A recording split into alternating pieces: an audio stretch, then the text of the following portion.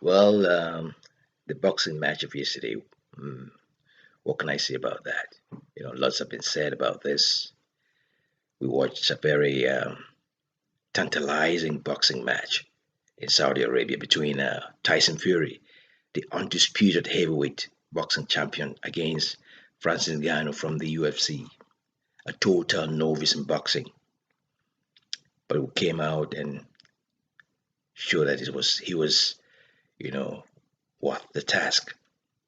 He came out and gave Tyson Fury a run for his money. He threw down the gauntlet and let the champion in boxing run for his money. You know, so this is a lot of people complain that he was robbed. It's like the winner, the actual winner, losing. This is what happens when you leave things to the jury. You know, the jury. The supervisor tells you one thing and the examiner tells you something else, and rubbishes everything you do. So when you're leaving something to the jury, so it's always good when you can, finish the job in good time. Don't leave room for anybody else to decide what the outcome is. Because when people decide on what your outcome is, most of the times the answer is not very positive. Some people might not just like you, some people might just be biased, or you don't understand the underlying ramifications of this whole thing. The political motivations of this whole match. Well, Francis Ngannou, he's got the money, lots of money, money that he never had throughout all his UFC career, and that was one of the reasons why he decided to quit and try something else. Well, actually, he started off wanting to do boxing, right? Back home in Cameroon, he was doing boxing, and he wanted to continue with that until until until he met this coach. No, this guy who had this gym in I think in Paris, and this guy tried to tell him that, well, if you want to get money quick, you have to get into the UFC because it's very difficult to get into boxing. And you see, these are the problems that we have to deal with. You know, what this Lopez was the coach, the guy that owned this, the gym wherein Francis Ngannou began his career as a fighter. He advised him to get into the UFC. You know, so you could see that it's so much into this political, intrigue. There's a lot of things going behind the scenes.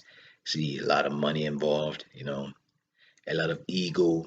mm, Yeah, so it's a lot of things there. You can be good, and people try to tell you that you're not good enough.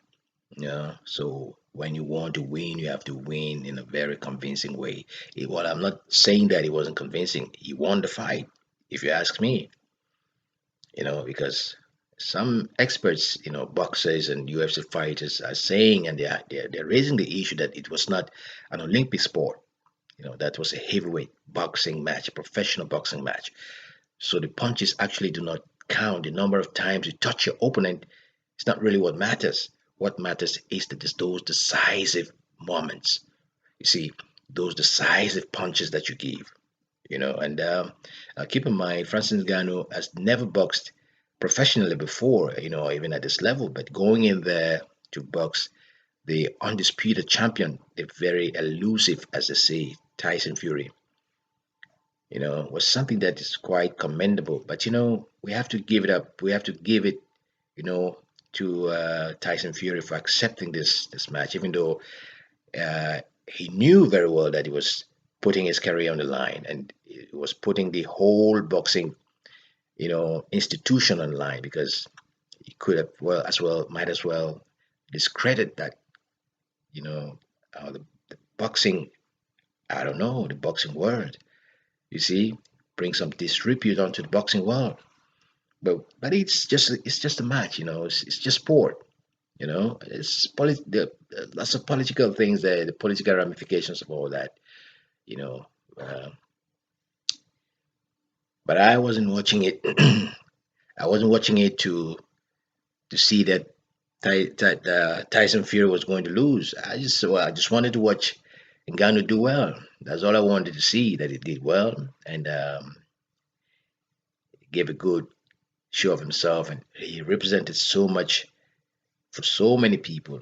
You remember his struggle. It's somebody that has never really he was not born with a silver spoon in his mouth. I mean, most of these boxers are not born with a silver spoon in their mouth, but at least they are in places where you have people to motivate you, and that's what he had. You know, so you greetings to you, all the great boxers of the world. You were all there to watch a new heavyweight boxer being born. Is old, and some would say that, oh, what if he started earlier? No, he was not supposed to start earlier. He was supposed to do this right now. He's 37 years old. Francis Ngannou is 37 years old.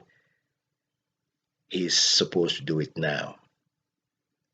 See, there's nothing like, you say, I wish. It's like you meet a girl.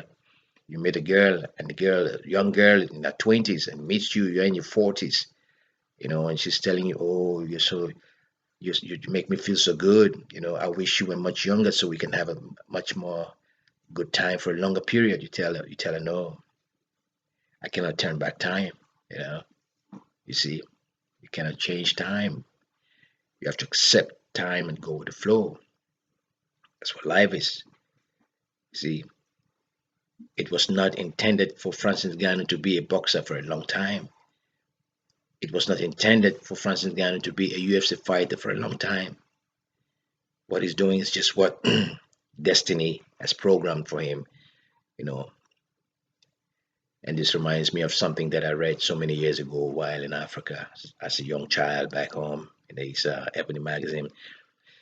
I don't quite remember who wrote it, but it really doesn't matter who wrote it or who said it. As some comments that were very inspiring for me. Well, it said that sometimes when times are hardest, you don't listen when people say it's impossible. What you can do or think you can, just get it started. You know, Boldness has power, magic, and genius in it. And the moment you commit yourself definitely on something, then providence moves too. And all sorts of things occur to assist that would never otherwise have occurred. So you have to keep on trying and accept failure as an opportunity to learn and to rise. You see, these words stuck in my mind as a child, struggling to find my way in this world, you know. So these are things you have to teach little children. Those children will feel very disenfranchised, will feel neglected and abandoned. Well, I wasn't. I had a wonderful childhood, beautiful family, but I always wanted something that even my parents did not understand what was in my mind. It's the same for Francis Ngannou. He lost his father at the age of 15. Ever since then, he's been struggling and struggling to make ends meet. And when a child is having that kind of mind, there's an extra motivation inside the child. It's like you're fighting against the world. As Joe Hick sang, you know, there is a reward for me. You know, sometimes I feel like a motherless child. No one cares for me. I've never known sympathy. But sometimes I look at the world with a smile. There is a reward for me. These are the lyrics of Joe Hicks's very powerful song, The Jamaican Artist. A reward, that's it. So, uh, irrespective of what the results were last night, you can see lots of people are saying he was robbed. I would just say that he put up a great, great show. You know, he represented all the poor and suffering masses of Africa. Those children, in Africa, we used to go. I didn't have that kind of childhood like him. He had a very hard childhood. So every single muscle in his body, is made out of hardship. You know, we used to see these children when you're traveling in the car, going from one town to the next. You go to one river where you have the sand. You see some boys digging up sand from the rivers and loading tippers, loading trucks with the sand from the river. You'll be wondering, but these people, Where do these boys come from? Where do they live? You see, those are the kinds of people. They'll spend the whole day doing that, loading sand in the trucks to go and build houses. You see, those are the kind of things. These are children who had no home. They don't go to school. Some of them do that and go to school. So some of us were lucky. We were lucky not to have faced that kind of hardship. But this hardship actually molds you into something, something of substance inside this world. People don't understand that power. We used to fight a lot back home. As children, we used to fight, we used to on the streets. If they see weakness in you, even the girls could come and attack you, you know, you see. But some boys, you fight them and they give you one punch and you see, yeah, you feel it. You get startled. When it hit you on the face, boom, you get startled. We had those kind of boys. You felt them when you fought with them. You felt them. They punch you in the face, and you felt it. They say, yeah. You wake up, and the next time, if you have some kind of dispute, you have to, you know where you stand or where you stood. Maybe you're more tactical or whatever. Maybe you are more brave or more bold. But when it came to actual material strength or physical strength, you see that there's some people like that. Some people are born naturally stronger than others. Some people have stronger bones, but some people have muscles that are so firmly attached to those bones that when they put a punch on you, you feel it. You feel it in the core of your spirit. That's the kind of strength Francis Ngannou has. That's what we're talking about. So personally, I'm not disappointed. You could see in Fury's eyes that he underestimated Ngannou. And you see, as I keep on saying, the surest way to lose an intellectual debate or even a war, and in this case, even a fight, is to think scornfully of your adversary. If you try to disqualify your adversary before you actually compete with that adversary, it's a very sure way for you to lose. You know, the sports people don't do that. The soldiers don't do that. So you see, we have to be thankful that Tyson Fury accepted this challenge. I don't think many boxers, after watching what happened last night, that was the 29th of October, the early morning of the 29th of October, 2023. You know, they boxed in Saudi Arabia, and it was quite interesting. You had all this, flurry of great stars, all these boxers. You had Larry Holmes, you had all this Manny Pacquiao, you had Lennox Lewis, you had Sugar Ray Leonard, you had all these people, and you had the UFC stars and all these people. It was loaded with stars, football stars, and everybody. They came to see the crowning of a new champion. But you see, what people don't understand is that Tyson Fury was never going to lose to Francis Ngannou. Not really in the boxing itself. You see, they never expected Francis Ngannou to come up and take this victory away from the boxing world. That was what it was all about. It wasn't a boxing match. It was a boxing. People said it was fake or whatever. No, there was nothing fake there. It was a boxing match. There was nothing fake. You know, the fakery, if I could use that word, was the result, the scoreboard, because they did not expect Francis Ngannou to put up the kind of show he put up yesterday or early this morning. They did not expect that kind of show. You see, so when Fury got knocked down on the third round, you know, everybody was stunned, and they said, "Well, look, this guy can he can put us to shame," because they thought that Tyson Fury was going to school him, as he himself Ngannou said that at the beginning before the match. Fury came to him and said, "Now let's go to school." And so when he knocked him down, when Ngannou knocked Tyson down in the third round, he went up and said to he said something to to prove to Fury that, look, well, you're not a very good teacher, something like that. So it was great. It was great. I think I think Ngannou won. He actually won because you could see that Tyson was scared. Tyson Fury got scared. He could not. He was, even if he was good. Personally, I never thought that. I've never held Tyson Fury in very high esteem as far as boxing is concerned. But the results is all what counts. He's been winning. He's been knocking out so many people. You know, yeah, but his style itself is not something that I find quite appealing. You know, we don't have those kind of boxers anymore. But you see, if Ngannou continues with boxing, he's going to knock out on many of these people, many of those boxers who have been boxing for years, who call themselves professional boxers, and who were disqualifying or saying that he doesn't stand a chance. You know,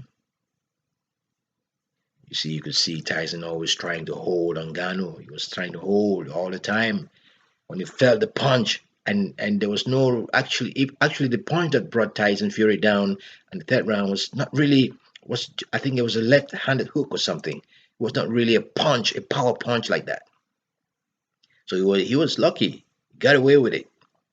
And you see when the match ended, Fury himself was not very sure. It was like, hey, I could go either way. So of course they would then the federation stepped in and they tried to make this arrangement. It's all political. You're watching something. Lots of us are watching it. A lot of people watching it for fun, watching it for the game or the fun of the sport. But you have people baiting money. For some people, it's about money. For some people, it's about political power. For some people, it's about nation branding, like it was in the case of Saudi Arabia. See, they brought all these people, all these great people, the great sporting stars there to brand the nation of Saudi Arabia.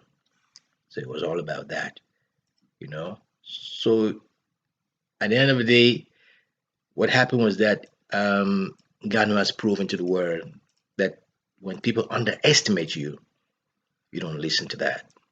You have to go and do what you have to do.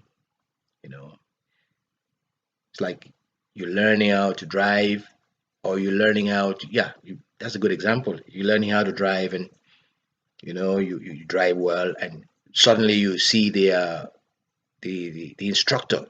You're driving well. You're going around and you're doing well, and suddenly the instructor will just press on the gas or press on the brakes. Just to startle you, and the instructor might come up with some excuse, and you get surprised. But I don't think I did anything wrong here. You see, you get startled, trying to set you off balance. That's what they do. They set you off balance, and it create a problem which you never did wrong. You didn't do anything wrong, but they just press the brakes, or they just tell you that, oh, you're driving, you're not driving straight. They come up with all those things just to get you off balance, to knock you off balance. You see, and when you get knocked off balance, you start to lose your sense of self-worth. While you're driving, you get confused. Those are the things they do. They always do this, you know, this perversity. Mm? Yeah. So, but I'm happy. I'm happy for what happened last night, and I really wish the best for Francis Ngannou. I hope we can have many more fights, but I doubt that many people want to fight him. All this Dylan White that was running, Dylan White running his mouth. It's not even a good boxer. Can you tell me that Dylan White can outbox Francis Ngannou based on what we saw last night or early this morning? Dylan White or even Anthony Joshua would have serious problems, against Francis Ngannou. He might win, but he will have very serious problems because they're all afraid. They hear us, oh, they say that he has a very serious punching power.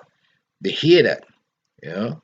They say, well, this is boxing, but unless you feel it, I think it's Tyson would say, Mike Tyson said everybody has a plan until they get knocked in the face. Yeah.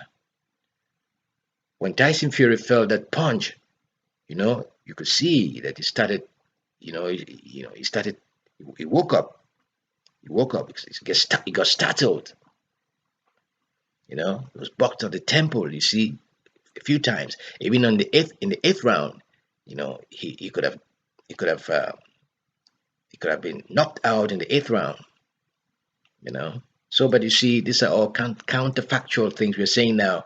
What could have happened that did not happen? We don't have to focus on that.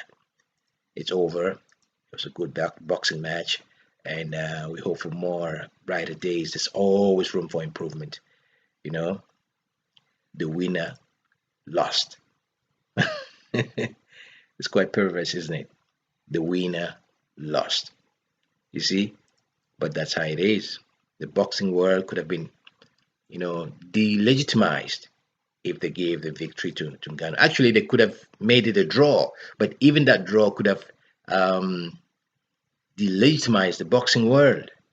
You know that their so-called, their iconic boxer, the celebrated icon in boxing, Tyson Fury, could not defeat a novice who was fighting for the very first time in a professional fight against the world champion.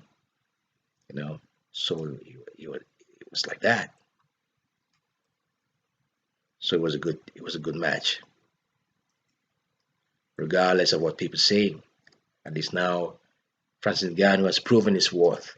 He said himself that people always underestimate him, you know. And when people underestimate you, what you have to do is just to prove your worth. That's exactly what he did. You dig? Now, so when they're negotiating the next match, he has something to come with. That's what negotiation is about. You have to have something that heightens your bargaining power. You know, you see, when you have something that heightens your bargaining power, it gives you more strength. When you're negotiating something, so it makes it easier for you to walk away. If you don't perceive that bargaining in terms of a mutuality of benefits, you can walk away. Now, Francis Ngannou is going to be able to tell this whoever is going to try to organize the next match, tell him that look, I don't think that I can get only this amount of money that I get that you're proposing to me. I think I deserve to get more. That's how it is. All right, I'll leave it at that. I know we're going to say there's going to be a lot to be said about this, you know, but people have to just accept this as an opportunity to learn and to rise.